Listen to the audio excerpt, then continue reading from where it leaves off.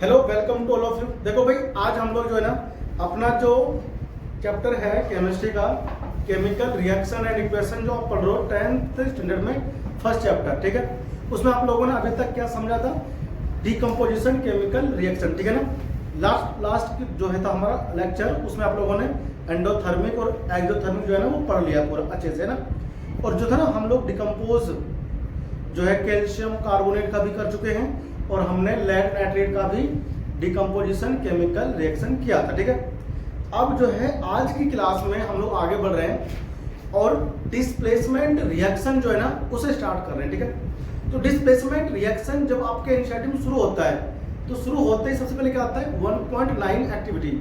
1.9 जो एक्टिविटी है ना, उसमें पहला एक्टिविटी है कि कॉपर सल्फेट सॉल्यूशन में अगर हम लोग आयरन नेल को करते हैं डिप, तो आयरन नेल यानी कि जो कि आयरन का बना होता है, क्या होता है?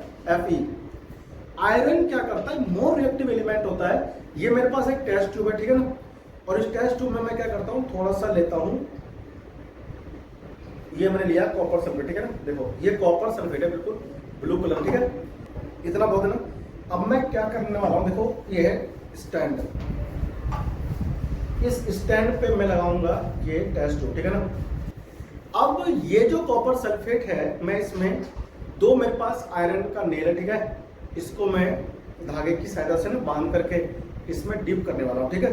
अभी ना नेल है, शाइनिंग है कि नहीं बता, इसमें है ना शाइनिंग। जब मैं इसको इस कॉपर में डिप कर दूंगा सॉल्यूशन में, कॉपर सल्फेट में, उसके बाद आपको मैं निकाल के ना इसके ऊपर एक लेयर दिखाऊंगा, देखना, ठीक है। ये कॉपर सल्फेट में चला गया, ठीक है।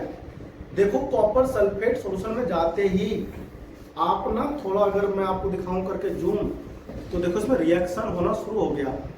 और जो शाइनिंग था नेल्स के ऊपर, उसके ऊपर एक ब्राउन रंग की लेयर जो है ना बच्चा पार्ट देखो चढ़ चुका है, ठीक है ना। और अब मैं इसको ना ऐसे करके इसमें बांध देता हूँ, ठीक है। देखो अब ये आप देखना, ये जो कॉपर सल्फेट का सॉल्यूशन जो कि बिल्कुल ब्लूइश है, ब्लू है, इसके अंदर देखना फेड आएगा। फेड मतलब जो धीरे धीरे जो इसका जो रंग है ब्लू, वो डिसअपेयर होना शुरू हो जाएगा। डिसअपेयर होना, तो हम इसको ना ऐसे होने देते हैं, ठीक है। और हम एक और करते हैं एक्टिविटी, डिस्प्लेसमेंट रिएक्शन का एक बेहतरीन जो एक्टिविटी है वो हमारे पास और हुआ करता है, और उसका नाम क्या है? कॉपर सल्फेट सॉल्यूशन में अगर मैं ऐड कर दूंगा सोडियम क्लोराइड, कौन सा बताओ? तो सोडियम जो होता है मोर रिएक्टिव एलिमेंट होता है, वो क्या करेगा? कॉपर सल्फेट के सॉल्यूशन में से कॉपर आयन को डिस्प्लेस कर देगा। देखो ये जो कॉपर सल्फेट का सॉल्यूशन है ना, ये ब्लू रंग का क्यों है? क्योंकि इसके अंदर कॉपर के आयन्स हैं। कॉपर 2+ होता है। क्या होता है? कॉपर 2+। तो कॉपर आयन इसके अंदर है, इसी वजह से ये ब्लू कलर का है, ठीक है। अगर इसमें कॉपर आयन नहीं रहेगा तो ये ब्लूइश नहीं रहेगा, ठीक है। इस टेस्ट में मैं ये ले रहा हूँ, देखो थोड़ा सा ले रहा हूँ, क्या? कॉपर सल्फेट का सॉल्यूशन, ठीक है। मतलब कौन सा रंग का है? ब्लू कलर का है ना। अब ये मेरे हाथ में है स्पैचुला, और इसमें है थोड़ा सा सोडियम क्लोराइड, सॉल्ट जो आप घर पे खाते हो ना सब्जी में, तो वही सॉल्ट लिया मैंने, ठीक है। और मैं इसमें देखो ऐड कर रहा हूँ, ठीक है। थोड़ा देखना, और आप ना जो सॉल्यूशन है इसके रंग पे ध्यान देना कैसा हो जाएगा। रंग देखो इसका, बॉटम दिख रहा, तो बॉटम में इसका रंग कैसा हो रहा है? ग्रीननेस इसमें आ रहा है। इसको हम पूरा हिला देते हैं, देखो ये इसका रिएक्शन इसमें चल रहा है ना। इसमें ग्रीननेस देखो आ गया नीचे बॉटम में। देखो इसका ब्लू रंग जो है डिसअपेयर हो रहा है धीरे धीरे।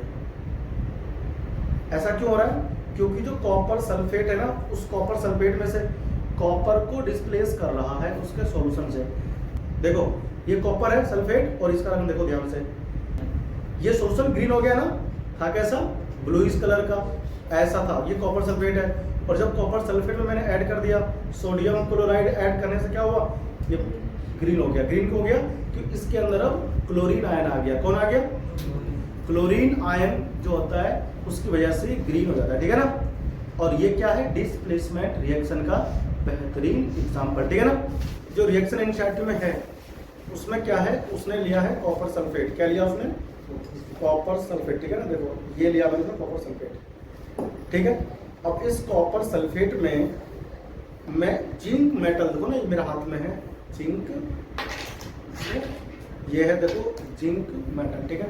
इस जिंक मेटल को मैं इसमें करने वाला हूँ डीप, बिल्कुल ऐसे ही धागे से बांध करके, ठीक है, ताकि मेरे को निकालने में आसानी होगी ना फिर बाद में।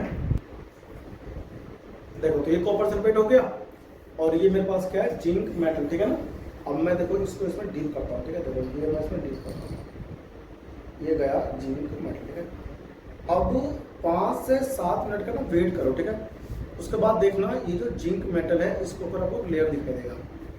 क्या दिखाई देगा?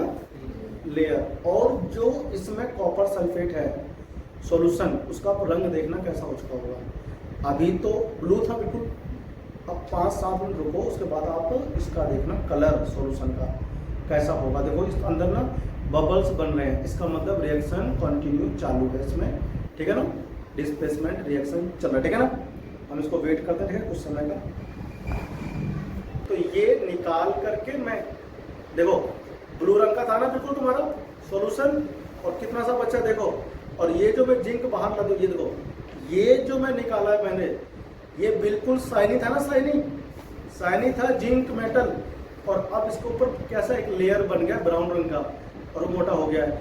और ये जो सॉल्यूशन था देखो, जो ब्लू रंग का था क्या हो गया, फेड हो गया, इसका नीला रंग गायब हो गया क्योंकि इसमें कॉपर नहीं है, ठीक है ना।